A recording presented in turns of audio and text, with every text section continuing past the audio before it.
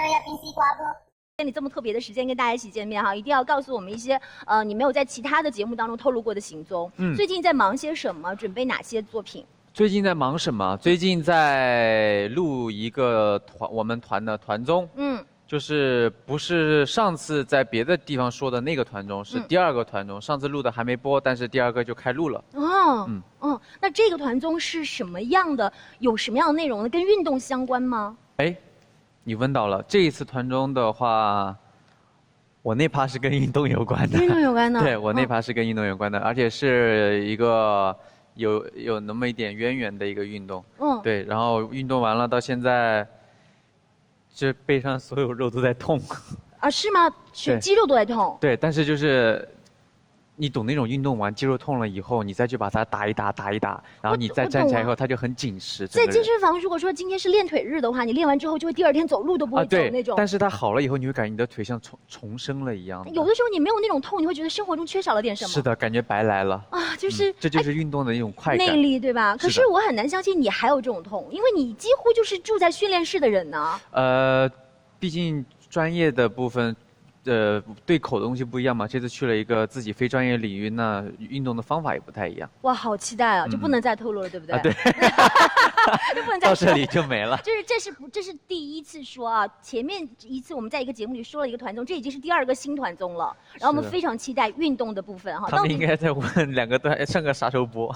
是吧？啥时候播？快了，快播了啊！快播了。然后我们别忘了把这个播远的部分剪成自己的 part， 然后我们反复播放，好吗？好，那其实今天不光我有一些问题啊，这个大家粉丝也集合了非常多的问题。那么因为太多了，所以我们就只能请博远来抽取并且回答。我们抽3个，好不好？好，我们请工作人员送上问题箱。啊，就这样抽是吗？就抽3个。哦。都是我们博远的支持者网友的提问。好，3个。好。来，第一个有序号哎，等一下，抽了个不是白条，对不起。我帮你拿口罩盒啊。好嘞。你想先回答哪一个？什么时候更新 B 站？什么？什么时候更新 B 站？这个东西怎么能告诉你们？就是随缘2个字，就是我一定就是要么就是有时间的时候，要么就是时间很长的时候准备一个好一点的东西。时间短的时候就会比如说今天状态比较好，然后样子也比较好的时候，翻唱一个视频，然后就更新一下。但是呢，随缘，有时间就更新。好。这是答案。就是随缘。B 站因为都是比较长的内容，所以还是需要一些准备的。我唱歌的话会比较短，会比较短的，对。但是我觉得你的某博其实是更随性的，因为你会用那个 live 的，就是中秋节快乐啊，就是那样拍，大家就可以看到你即时动态。因为想放一个视频，但想到这照片也挺好看的，算了，把它就是拍个 live 再加一些照片。那个 live 只能说这些字，再多都不能说进去了。那个还挺难把控时间的，也是拍了好几条。对，那个要试很多次。然后下一个问题，你现在对游戏的热情大吗？有时间打游戏吗？我说实话，怎么说呢？这个东西对于我来说就是很，尝试着去把它就是作为自己的生活的一部分。因为以前我说出来有点感觉好像是假的，其实是真的。以前的生活真的就是宿舍到公司，顶多出去吃个饭，没有打游戏的心思。然后现在开始陆陆续续的会有工作接触到嘛，那作为工作的一环的时候，其实也尝试着让自己去挑战一下，去胜任这个会打游戏的这么一个感觉。因为我觉得应该是没试过，试了我觉得我应该会很厉害。游戏领域是不是？因为工作渗透到游戏领域。对，因为工作渗透到游戏领域。不知不觉又透露了一个行程呢。有工作渗透到游戏领域了，朋友们。我说的声音真的很小哦。好，最后一个问题，如果有一道菜做给喜欢你的观众，那会是一道什么样的菜？如果有一道菜做给喜欢我的观众，会是一道什么样的菜？应该是一道大家健健康康吃了不长胖不拉肚子的菜吧。那是什么菜？就可能给大家做一道沙拉吧，就听起来就很健康的一道菜。因为自己平常我已经很久没做菜了，时间太紧了。上一次沙拉不太需要做的，需要，因为每一个菜的，因为沙拉其实我跟你说点外卖，沙拉其实我觉得点外卖比自己做要对我来说要好，因为你没有人想那个沙拉里面只有一样蔬菜或者2样蔬菜，一定需要种类多一点嘛。那你自己去菜场买的话，你难道要跟那个人说，麻烦你生菜给我1/4份？他不可能这样卖给你，你一买就买1兜。但你知道1兜生菜切碎了以后非常多。所以你每一个蔬菜的量都需要一点点的话，那就做一个沙拉吧。我觉得真的是作为演员、歌手、艺人，真的是工作很辛苦。现在已经出了一种叫做沙拉混合菜的产品了。啊，真的吗？对。我上一次去买东西也是很久以前了。对。我的天哪！我还蛮想不需要买很多的生菜，好吗？好吧，那个跟点沙拉不就一样吗？有人说了，你还不如做上汤娃娃菜。上汤娃娃菜？对。哦，对，好吧。还有人说要吃肉。你们还真的能点菜，好像能做给你们一样的，都那么忙了。限时在这里点一点，点完以后没有结局。要先学打游戏好吗？工作很重要。对啊，它上面还说有时间打游戏嘛，就是那抽时间的话，抽时间练一练。大家也是关心你抽时间，想要有一些你生活中多一些娱乐，然后还有多一些健康的饮食，对身体好一点。是的，是的，非常感谢你们。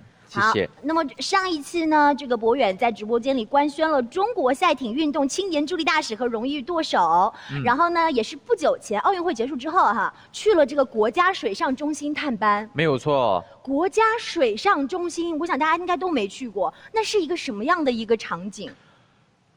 从外面看，你看不出来它里面是长那样。因为我当时有拍过 vlog， 就给大家就是简单的探秘了一下里面的构造。外面看的时候，它其实就是一个很正常的感觉，是一个健身或者是一个体育场馆的感觉。进去以后发现，哇，只有你想不到，没有那个里面几乎能锻炼到，就是作为赛艇这个运动你要运用到的每一块肌肉或者说身体部位，能锻炼到每一个部分。以前我就想象过说，我能不能。